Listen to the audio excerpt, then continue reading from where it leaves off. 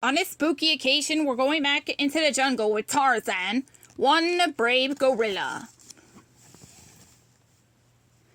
Hey, Terk, wait up!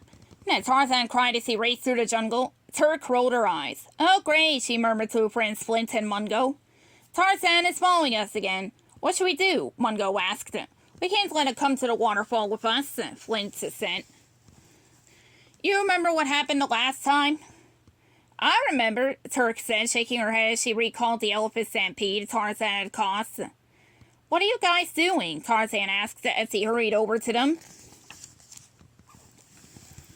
We're just going for a walk, Terk said quickly.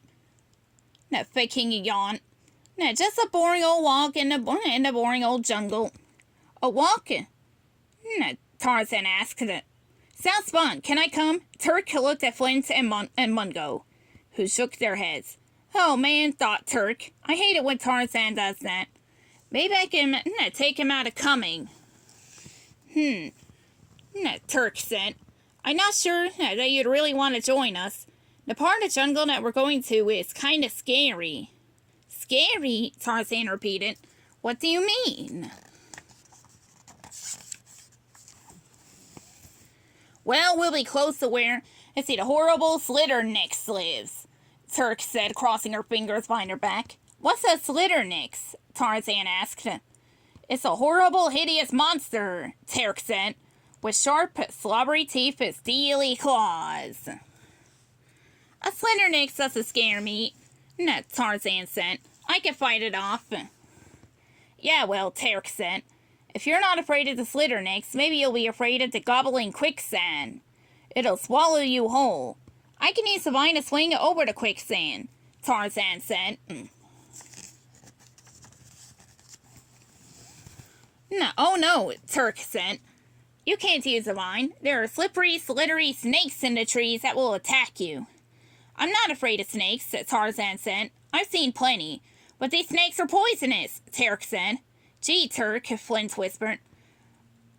I don't like the sound of those snakes. Yeah, Mungo agreed. And I don't like the sound of the Slitternix either.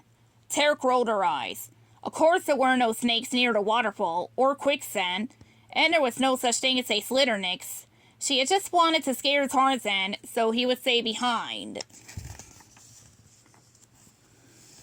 But so far, the only ones who were frightened, by Terk's stories were Flint and Mungo. Okay, Tarzan, Terk said finally, you could come. Hooray, Tarzan cried. He jumped up happily and grabbed onto a nearby vine. But the vine broke, and he fell face first onto the ground. Just try to stay out of trouble, Terk said with a sigh. She waited for Tarzan to pick himself up and then quickly walked deeper into the jungle.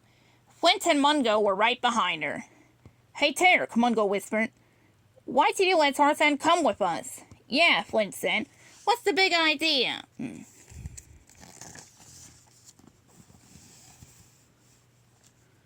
Just keep moving, Terk said. If Tarzan can't keep up, maybe he'll give up and go home. Good thinking, Mungo whispered. Terk nodded. She had hated it when Tarzan looked sad, but she also knew that if he came to the waterfall, it would be a disaster. Sure enough, after a while, Terk, Mungo, and Flint couldn't see Tarzan behind them anymore, and a little while after that, they couldn't hear him either. See? Terk grinned. Tarzan has gone home already. By now, the gorillas had walked deep into the jungle. It was dark and very creepy. Are you sure this is the right way to the waterfall? Mungo asked. I think it is, Terk said. She stopped and looked around, and realized that she wasn't really sure. Terk had taken a winding path through the jungle so that Tarzan would have trouble following them.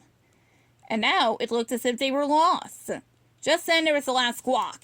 Terk jumped. What was that? Mungo asked. Just a bird, Terk said. I think. I don't mind birds, Flint said. I just hope we don't run into any of those snakes. Or the Slitternix. Mungo agreed. Oh, there's no such thing as a Slitternix, Terk said, her voice wavering. But Terk began thinking of sharp teeth and steely claws. What if there really was a Slitternix? Suddenly the bushes started rustling. Yikes! Mungo cried as he jumped back and knocked Flint over. They both fell backward into a large mud puddle. The quicksand! Flint shouted. It's gonna get us! I'll save you, Terk said. She ran to her friends to grab Flint's arm, but it was covered in mud. As Terk tried to grab them out, her hand slipped as she stumbled backward against a tree. A bunch of vines fell around her. Snakes! Terk shrieked. They're everywhere! Somebody help me! Terk, are you okay? Someone shouted.